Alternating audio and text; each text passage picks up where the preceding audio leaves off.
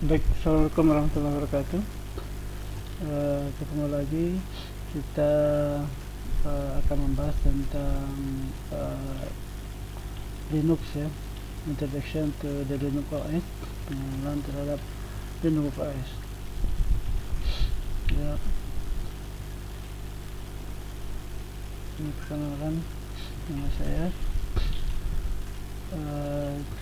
Ada beberapa yang akan kita bahas tentang Linux ya, pengantar Linux, instalasi sistem Linux, relasi, prinsip dasar, text editor, proses boot level, manajemen juga manajemen paket, kemudian DNS server, web server, email server, server server, dan proxy server. Kita lihat dulu sistem operasi ya. Satu sistem komputer dari sekumpulan program dasar disebut dengan sistem operasi. Sistem operasi yang membuat sistem komputer dapat beroperasi. Program yang paling penting dalam kumpulan program tersebut disebut dengan kernel. Jadi apapun sistem operasinya pasti ada yang namanya kernel ya, yang biasanya sebagai inti dari sistem operasi.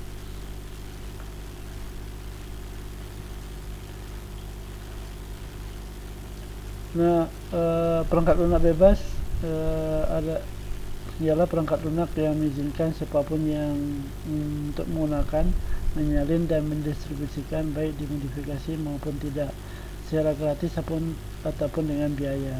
Perlu ditekankan bahwa source code dari program harus tersedia. Jika tidak ada kode program, berarti bukan perangkat lunak yang tersebut di atas.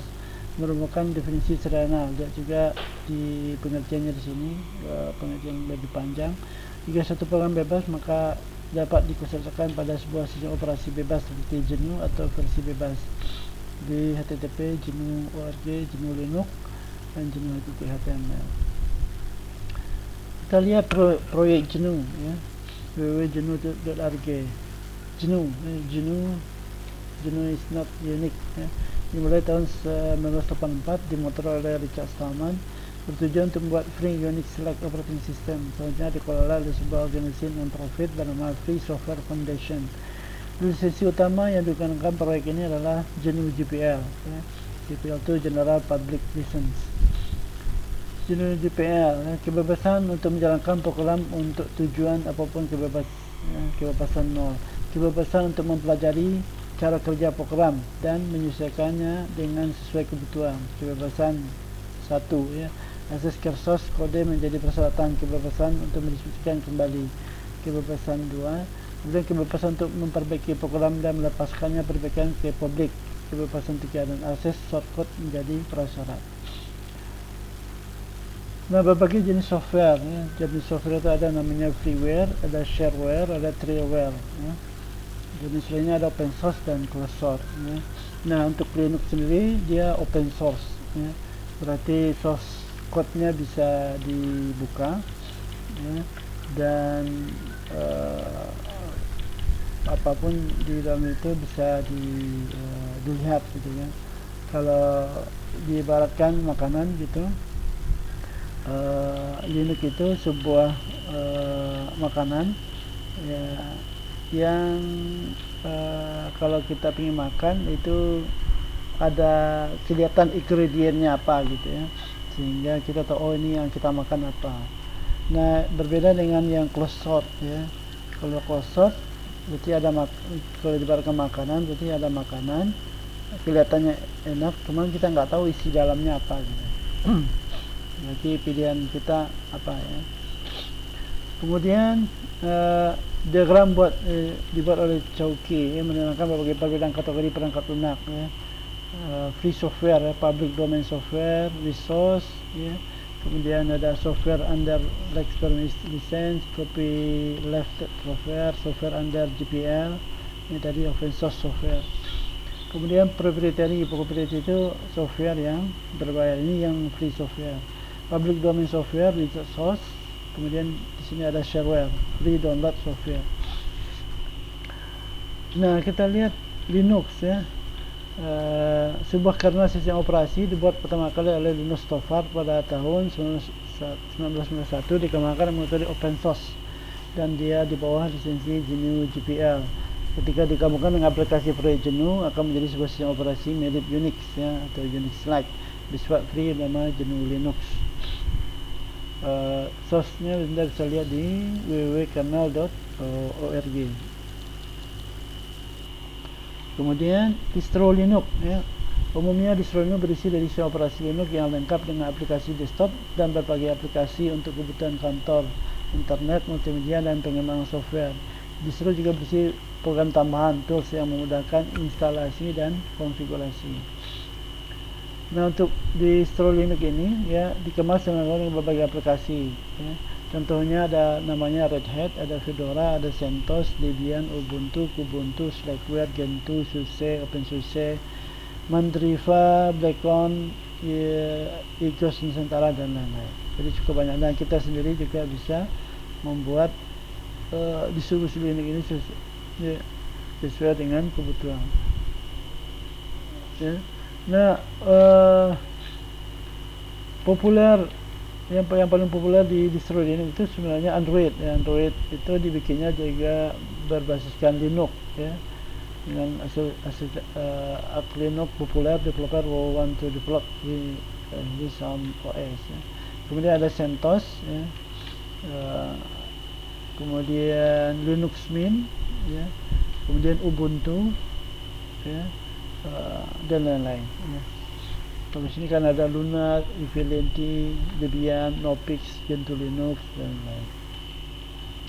Nah, sebenarnya di distro ini tuh ada distro yang paling awal yang duluan. Pertama itu ada Debian, kemudian ada Red Hat ya, ada Slackware, dan kemudian kemudian yang lainnya itu turunan ya, ada SUSE ya. Kemudian ini adalah turunan-turunan dari, misalnya ada turunan dari Red Hat, ada turunan dari Debian misalkan. Contohnya Ubuntu itu turunan dari Debian ya. Kemudian untuk CentOS ini termasuk dia Community Enterprise Operating System, dia turunan dari Red Hat ya.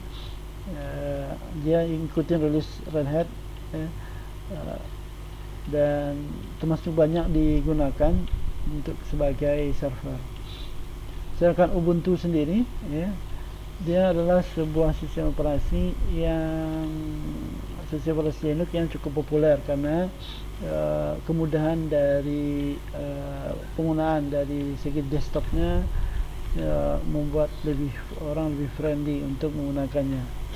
Dan dia juga menggunakan ada versi servernya yang ada, contohnya ada LTS, ini LTS 1884. LTS ini adalah versi buat servernya.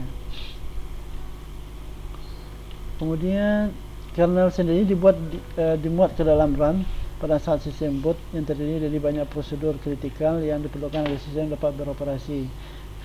Kernel disebut sebagai inti dari suatu sistem operasi. Secara praktis, kita sering menyebutnya sistem operasi sebagai sinonim dari kernel.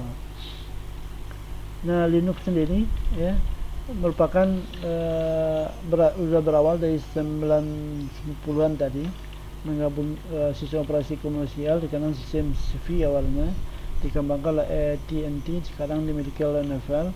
BSD rilis 44 dari Universitas California dari Berkeley, Digital Equipment Corporation yang sekarang namanya Compaq ya, AX dari IBM dan HPUX dari Hewlett Packard, dan Solaris dari Sun Microsystems. Nah, yang membuat Linux itu namanya Linus Bernard Tofat ya, suatu sistem operasi untuk personal komputer IBM berbasiskan mikroprosesor Intel 8036. Linux sampai saat ini terus mengembangkan Linux agar up to date dengan perkembangan berbagai hardware. Linux mengkoordinasi ratusan pengembangan Linux lainnya disebar di seluruh dunia. Kemudian ini dia Linus Bernard Tofat itu. Kemudian he want to update Unix but Unix authority design ya. Kemudian dia most popular source code manager also written by him ya. Kemudian survive is software logging planning sebuah driver. Historinya kira-kira seperti ini ya. Ini tahun 90, 91 perkembangannya cukup cepat ya untuk Linux ini dari tahun 91 ya, sehingga yang menggunakannya sudah banyak ya, perusahaan-perusahaan besar seperti Google, Amazon, Facebook ya. 97% dari menggunakan superkomputer menggunakan Linux. Pertama, mereka kan open source ya, tahu apa isinya dan mudah diadministrasi ya. Kalau yang closed source kan kita nggak tahu apa yang tidak bisa diadministrasi atau tidak bisa digunakan oleh orang lain. Kemudian hardware platform ya, platform yang bisa digunakan untuk instalasi Linux itu bisa mulai dari i386 itu sudah bisa digunakannya. Jadi tidak ini, lebih-lebih kalau awal itu kan Linuxnya dalam bentuk teks ya, jadi lebih ringan gitu. Kemudian sama tadi ya.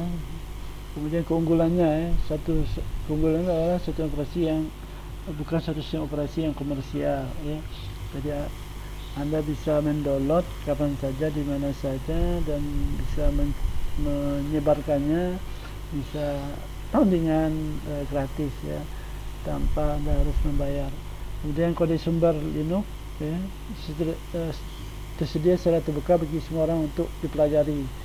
Disediakan lisensi GNU ORG ya, public atau general publication tadi, sehingga perkembangannya cukup pesat dengan ini ya.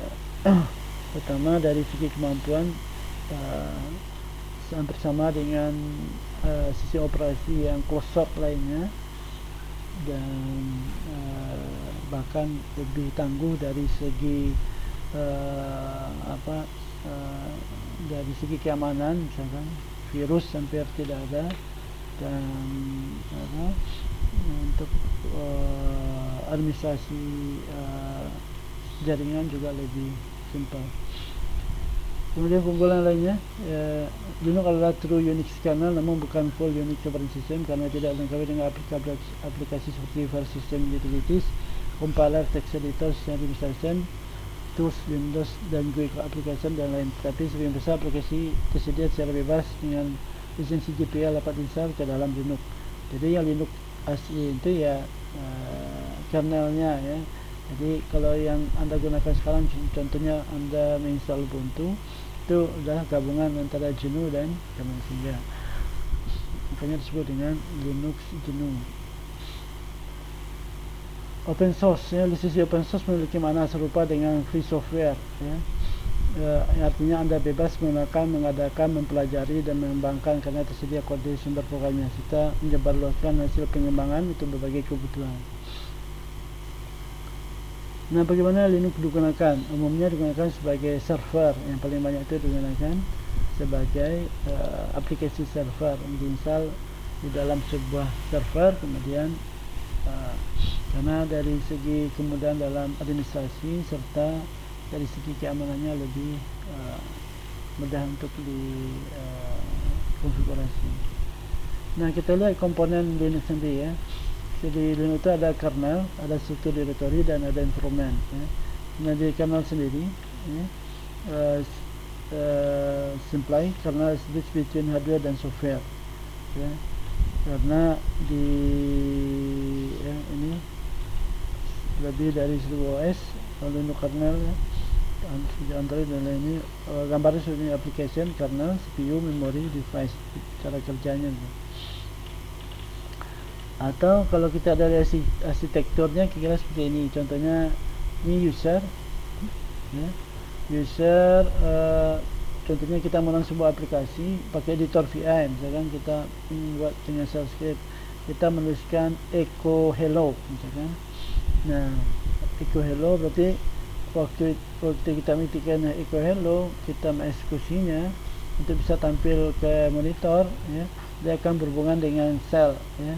Nah, shell dia akan masuk ke kernel, mengirimnya ke kernel. Kernel ini sebagai penterjemah sebenarnya, ya. Dia menerjemahkan karena di hardware atau di prosesor itu kan tidak mengenali echo hello yang kita ketik tadi. Dia kernelnya adalah angka 0 dan 1 atau bilangan biner, maka diterjemahkan sehingga bisa diproses oleh prosesor. Gambarnya kira seperti ini, ya. Kemudian untuk sumber informasi dan dokumentasi bisa Anda lihat di sini di linuxworld.com, lwn.net, www.linuxgazette.com, metalab.unc.edu, kemudian tunlir.com, linuxhomenetworking.com, dan lain-lain. Nah, kita lihat untuk instalasi, ya. Sebelum memulai instalasi ada beberapa langkah yang harus dilakukan, yaitu memahami perangkat keras komputer, membackup data yang ada di hard disk, dan menyiapkan partisi hard disk. Ini kalau kita akan menginstal dari awal, ya. Kemudian pastikan tidak ada lagi yang penting sebelum dikopi ke tempat penyimpanan data selain USB disk dan komputer yang lain, ya. Nah, untuk instalasi ini, ya, sekarang sudah banyak pilihan. Berarti Anda bisa menginstalnya dalam bentuk sebelum menginstal. Sekarang kalau Anda download pakai flash disk itu ada live CD-nya. Anda install live CD, Anda coba dulu, misalkan saya menggunakan live CD. Atau Anda misalkan pakai ISO misalkan, ya. Nah, sehingga Anda mudah, ya. Kalau dulu memang agak susah karena harus menggunakan CD atau DVD gitu, ya. Sekarang sudah lebih mudah. Nah, untuk hardware-nya mulai dari Pentium 1 atau dari bawahnya itu bisa menggunakannya. Tapi kalau kita menggunakan ini menggunakan Windows-nya yang dengan grafis yang cukup besar, ya kita dianjurkan menggunakan ini lebih bagus. Kalau sekarang kan sudah lebih baik, ya. Untuk GUI disarankan paling rendah itu 200 mega, itu ini kalau yang dulu. Kalau sekarang saya udah ini kan ternyata udah ada 2 giga ke atas untuk memorinya. Disk kosong minimal 3 atau 4 giga, ya. Kalau Anda menggunakan tergantung. Jadi pada instalasi biasanya ada yang bisa dipilih, misalkan apakah Anda menggunakan aplikasi apa aja yang Anda install. Nah, itu harus ini. Kemudian pada instalasi itu ada namanya virtual memory atau swap, ya. Itu disarankan minimal 4 giga. Lebih besar, nah, ini lebih baik, ya. Ada yang misalnya memperkirakan 2 kali memori, ya. Kadang-kadang udah besar, terlalu besar. Saya memori udah 16 giga, nggak mungkin juga 32 giga, misalnya cukup berapa giga, tergantung besar hard disk Anda juga. Kemudian kartu VGA nya, ya, dicek, ya, minimal 4 mega itu, tapi sekarang sudah bagus-bagus. Resolusinya, ya, biasa 106, ya. Kemudian ini biasanya membutuhkan paling tidak 2 partisi, ya. Pertama partisi utama diakses, ya, yang disimbolkan dengan slash. Kemudian di terminal ini dinamakan file system desktop genome. Jadi untuk desktop nanti ada pilihannya, ada genome sama KDE. Biasanya begitu. Kemudian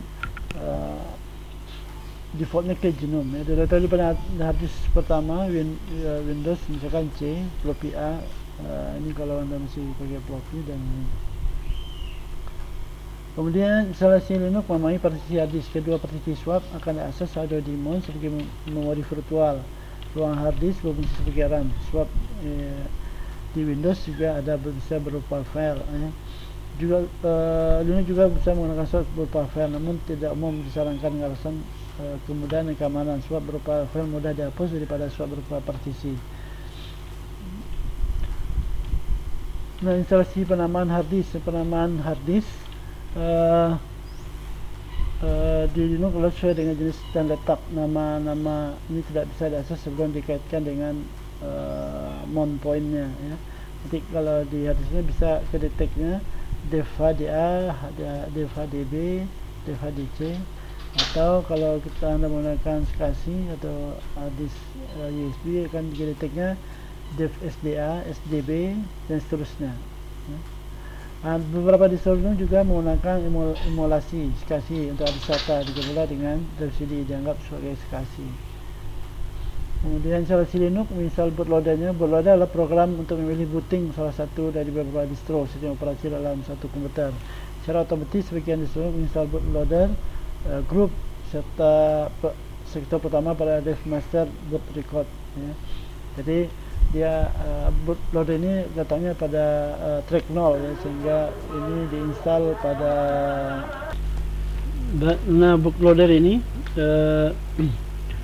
ada dua, ada namanya group tadi, ya, kemudian ada satu lagi namanya Lilo. Biasanya pilihan default jarang menimbulkan kegagalan booting, namun jika gagal booting Anda dapat menggunakan CD installer atau model Linux distro untuk meninggalkan menginstal ulang grupnya, atau sekarang bisa menggunakan left CD. Nah, untuk instalasi fungsi tanggal dan waktu, pilih tanggal waktu sesuai dengan tempat Anda bekerja sehari. Bila perlu Anda dapat mengatur waktu mengacu kepada server NTP. Network time protokol di internet. Jika akses internet tidak lancar, pertahankan pilihan ini tetap kosong sehingga cukup menggunakan waktu di lokal komputer Anda. Kemudian mengatur tampilan layar. Resolusi layar ditentukan otomatis oleh installer sesuai dengan kartu VGA dan monitor yang dikenai oleh distro Linux. Yang digunakan tampilan layar asli kadang hanya memiliki resolusi kecil seperti 600 kali 800-600, tapi biasanya kalau sekarang sih udah besar, ya. Anda dapat mengubahnya, klik konfigurasi, mengubah jenis monitor, ya, menggunakan misalkan di atasnya, ya. Kemudian resolusi kalau sekarang monitor sudah bagus, berarti di atas 1024 rata-rata. Kemudian dalam bekerja Anda tidak disarankan menggunakan user administrator atau root karena dapat berbahaya jika jadi kesalahan perintah. Buatlah user biasa dan passwordnya yang mudah Anda ingat namun tidak mudah ditebak oleh orang lain. Kemudian menguji kartu suara. Biasanya sebagian besar install Linux bisa menyalakan kartu suara. Untuk memastikannya, klik tombol play, untuk menekan suara sambil menggeser, pengatur volume ke kanan agar suara terdengar. Jika suara terdengar, klik ya. Kemudian login. Setelah berhasil melakukan instalasi, Anda dapat merestart komputer untuk selanjutnya mengakses sistem Linux. Untuk mengakses sistem Linux, maka secara default Linux mengharuskan Anda untuk login terlebih dahulu. Login dapat dilakukan melalui Windows Login atau GUI mode, atau melalui Virtual Console, ya, dengan dari Ctrl Alt 1 sampai F6. Kemudian sistem file system secara praktis diartikan sebagai Linux penyimpanan data ke peralatan penyimpanan seperti hard disk, CD-ROM, USB disk, dan floppy. Sistem file yang didukung Linux banyak jenisnya, namun paling banyak digunakan saat ini adalah ext2, ext3. Tergolong jurnal sistem, memiliki kelebihan dari keamanan sistem data. Misalnya ketika listrik mati mendadak sehingga tidak sempat shutdown atau melakukan pelepasan secara normal atau on-mount, maka diperlukan melakukan VCK scan disk saat berikutnya. Kemudian direktori Linux. Linux memiliki direktori paling atas, paling kiri dibaca dengan slash garis miring, dinamakan root directory atau direktori akar. Itu perbedaan berasal struktur direktori Linux dan Windows. Windows ada folder C mengarah ke direktori paling atas di hard disk. Di Windows tidak ada A masuk ke disket, tapi di Windows tidak ada direktori C dan A. Kemudian direktori di Linux C biasanya berupa direktori /emt win atau yang lain sesuai dengan membuat distro Linux, yang berhubungan dengan flash hard disk dengan partisi def HDA. Jadi di ada sendiri nanti def HDA atau def SDA. Jadi C di Windows juga sejenis mount point berhubungan dengan device, ya. Yang membedakan C di Linux dengan C di Windows adalah adanya garis miring di sebelah kiri. C di Linux tidak ada garis miring di Windows, sehingga berarti garis miring adalah di atas, paling atas.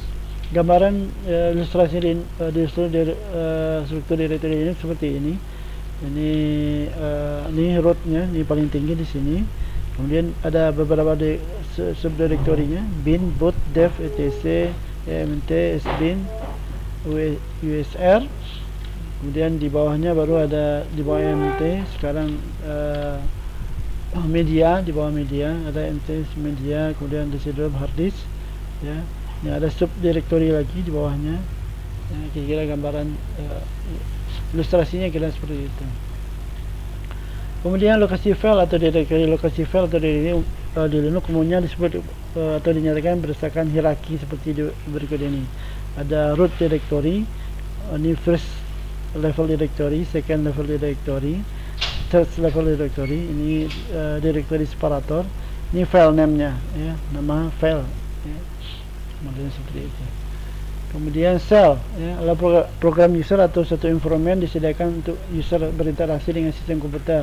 Shell juga merupakan bahasa pemrograman interpreter mengeksekusi perintah-perintah yang dibaca dari perangkat standar input keyboard atau file. Shell bukan bagian dari sistem kernel, tetapi menggunakan sistem kernel untuk mengeksekusi program-program, membuat file dan sebagainya. Shell di Linux itu beragam ya, jenis shell. Default shell digunakan adalah bash shell ya.